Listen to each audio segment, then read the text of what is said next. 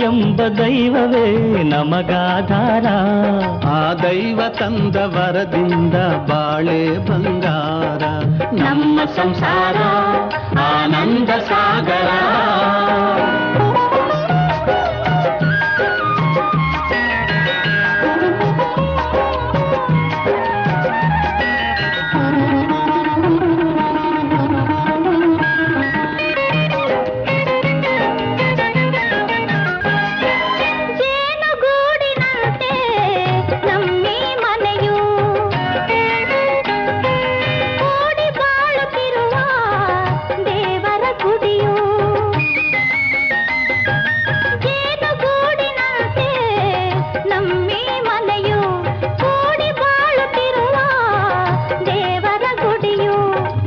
ಮಮತೆ ಎಂಬುದೇ ನಮಗೆ ರಕ್ಷೆಯು.